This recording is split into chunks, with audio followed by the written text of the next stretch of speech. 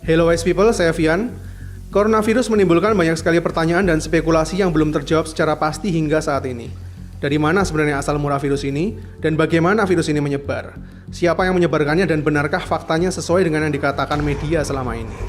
Karena skenario dunia saat ini selalu digiring kepada penularan melalui hewan yaitu kelelawar atau ular. Dan wabah ini dimulai dari Huanan Seafood Market, kota Wuhan, China.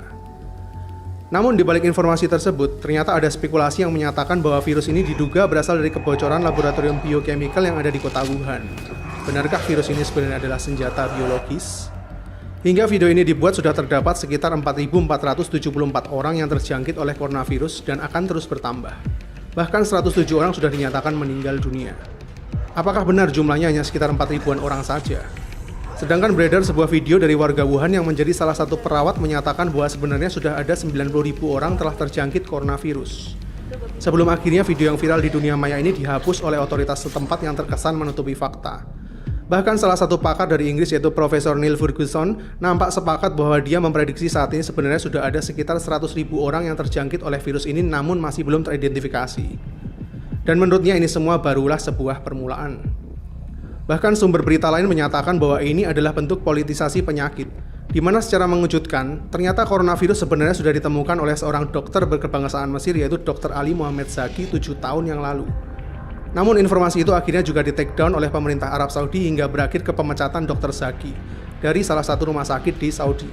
Karena mengirimkan sampel virus baru ini ke laboratorium virologi di Belanda, dan dalam tanda kutip melangkahi pemerintah Saudi sendiri. Mungkin karena kepentingan politis bahwa antidot sebuah penyakit itu punya nilai yang sangat tinggi. Sebenarnya masih banyak juga video-video lain yang telah dihapus oleh otoritas setempat yang menyangkut seberapa parahnya situasi yang sebenarnya terjadi di Wuhan. Apakah benar ini semua skenario yang diangkat untuk menutupi sebuah rahasia besar yang ada di balik tirai? Bahwa coronavirus yang saat ini menyebar diduga sumbernya berasal dari laboratorium biokimia yang ada di Wuhan Institute of Virology yang berada di dekat dengan lokasi awal penyebaran. Ditambah sebuah konspirasi yang dinyatakan oleh seorang saintis asal Rusia bahwa SARS dulu juga pernah menjadi wabah global sebenarnya adalah virus buatan manusia yang memang disengaja. Wuhan Institute of Virology adalah sebuah laboratorium besar milik Tiongkok yang punya standar patogen level 4. Ini adalah status dari sebuah laboratorium yang boleh menangani berbagai biochemical dengan level tingkatan yang paling berbahaya. Mereka juga pernah menangani virus SARS hingga Ebola di laboratorium ini. Bahkan seorang expert dari Israel menduga bahwa epidemi yang terjadi ini berhubungan dengan senjata biologis yang dirahasiakan oleh otoritas setempat. Jadi apakah benar telah terjadi sebuah kecelakaan?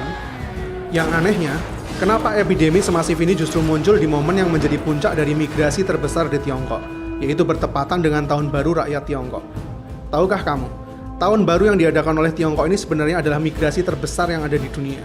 Dari data terakhir 2018 lalu, disebutkan bahwa terdapat 385 juta warga Tiongkok yang bermigrasi dari satu kota ke kota lainnya.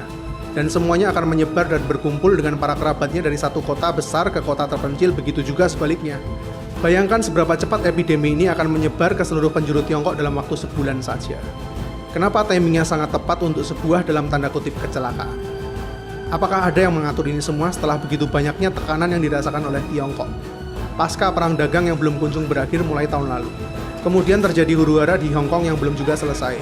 Dan kini sebuah epidemi virus yang punya skala lebih besar lagi. Sehingga saat ini kondisi perekonomian Tiongkok menjadi semakin terperosok hingga mencapai titik stagnan perekonomian terendah selama 27 tahun terakhir.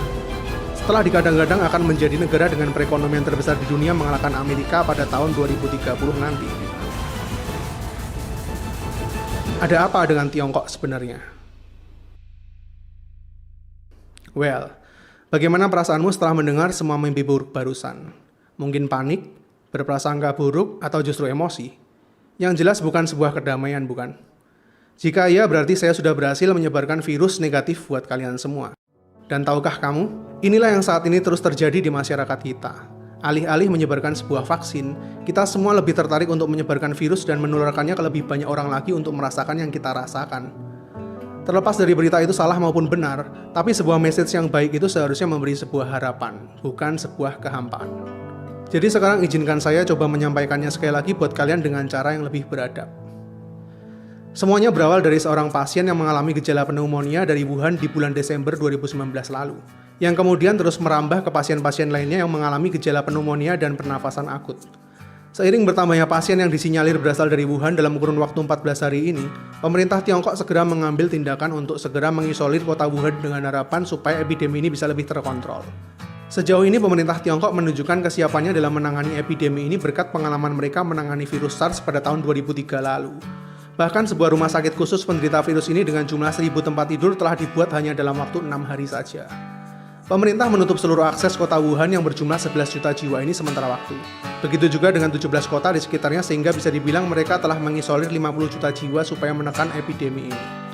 Hingga saat ini Tiongkok berkomitmen untuk memenangkan pertempuran melawan virus ini, yang tentunya bisa dicapai jika semuanya bersatu. Bahkan telah menyediakan dana sebesar 1,6 miliar dolar sebagai dana penanggulangan. Faktanya, meskipun coronavirus ini memiliki kemiripan dengan virus SARS dan MERS yang pernah mewabah sekitar tahun 2003 hingga 2012 lalu, namun coronavirus ini hingga saat ini bisa dibilang tidak seganas kedua virus sebelumnya. Karena hingga video ini dibuat, dari 4.474 pasien yang terjangkit virus ini, total korban jiwanya mencapai 107 orang yang sebagian besar berusia lanjut dan memiliki riwayat penyakit kritis seperti kanker, diabetes, jantung, dan para pasien dengan imunitas rendah. Sehingga virus ini jauh lebih leluasa untuk berkembang. Gejalanya adalah demam, batuk, pilek, dan mengalami sesak napas. Sedangkan data menunjukkan bahwa penderita dengan kondisi tubuh yang lebih fit dapat mengalami kesembuhan. Seperti yang terjadi pada seorang dokter di China yang terinfeksi virus ini namun telah mengalami kesembuhan. Begitu juga dengan beberapa informasi baru lain yang menyatakan bahwa beberapa pasien mereka mulai negatif dari coronavirus setelah dirawat selama 2 minggu. Hal ini diperkuat juga oleh seorang pakar yang menyatakan bahwa coronavirus memiliki sifat swasirna, di mana jika pasien tersebut memiliki fisik yang cukup kuat, virus tersebut akan hilang dengan sendirinya, atau justru sistem imunitas kita akan membentuk antibodi sendiri terhadap virus itu. Karena hingga saat ini sudah terdapat 63 orang dinyatakan sembuh dari virus ini. Jadi kuncinya adalah sistem imun kita sendiri. Jaga kesehatan supaya tetap fit dan hindari tempat yang potensial untuk sementara waktu. Untuk saat ini data menunjukkan tingkat kematian ada di bawah 4%. Sedangkan SARS ada di 10% dan MERS mencapai 37% tingkat kematian. Sehingga meskipun belum ditemukan vaksinnya, para penderita tetap bisa sembuh jika pasien tersebut punya riwayat kesehatan yang baik dan imunitasnya tinggi. Namun tetap perlu diwaspadai karena penyebaran virus ini tergolong cepat dan dapat menularkan melalui pernapasan, sentuhan maupun mata. Ini adalah data terakhir mengenai coronavirus. Hingga saat ini masih belum ada yang teridentifikasi virus ini menyebar di Indonesia. Dan saya berharap kita semua bisa bersatu dalam doa virus ini tetap dijauhkan dari negara kita. Namun meskipun coronavirus menyebar dengan ganas, beberapa hari terakhir ini justru saya lebih cemas dengan virus jenis lain yang tidak kalah ganasnya, yaitu virus-virus kebencian. Di manakah empati dan nurani kita di saat manusia lain sedang berkesusahan? Kita semua manusia sama-sama punya dosa, bukan manusia yang menentukan siapa yang pantas mendapatkan azab. Karena kita sesama manusia tinggal di bumi yang sama, apa yang terjadi pada orang lain juga tetap bisa terjadi pada kita. Tetaplah rendah hati, bro. Epidemi virus ini adalah bencana berskala global, bukan berarti tidak mungkin menyerang negara kita juga. Bahkan apa yang terjadi di Tiongkok saat ini kalau diterusin, dampak perekonomian mereka bakal memicu krisis global di seluruh dunia loh. Karena saat ini Tiongkok adalah salah satu pendorong terkuat ekonomi yang ada di seluruh Asia dalam berbagai sektor. Manusia satu akan selalu membutuhkan manusia lainnya, dan perbedaan itu yang membuat kita tetap berada di dalam sebuah siklus kehidupan. Seperti halnya rantai makanan maupun bumi yang terus berputar. Kita semua related satu sama lain meskipun berbeda. Tidak cukupkah kita mengawali awal tahun 2020 ini dengan berbagai macam tragedi? Mulai dari banjir di ibu kota, kebakaran di Australia, gempa bumi di Puerto Rico, ancaman World War III antara Iran dan Amerika, climate change parah di Eropa, puluhan juta belalang menghabisi hasil panen di Afrika dan epidemi virus corona di China. Dan semuanya ini terjadi hanya di bulan pertama tahun 2020 ini. Kayaknya di tahun yang baru ini nggak cuma visi pribadi kita aja yang perlu diresolusi deh. Tapi kayaknya seluruh penduduk bumi perlu duduk bareng bicarain resolusi 2020 buat visi dari bumi ini sendiri. Karena sejujurnya bumi ciptaan Tuhan yang telah diciptakan harmonis, sempurna dan indah ini kodratnya setiap hari juga terus dirusak oleh virus-virus yang paling jahat. Dan kayaknya nggak bakal ada vaksinnya, yaitu manusia dengan semua egonya.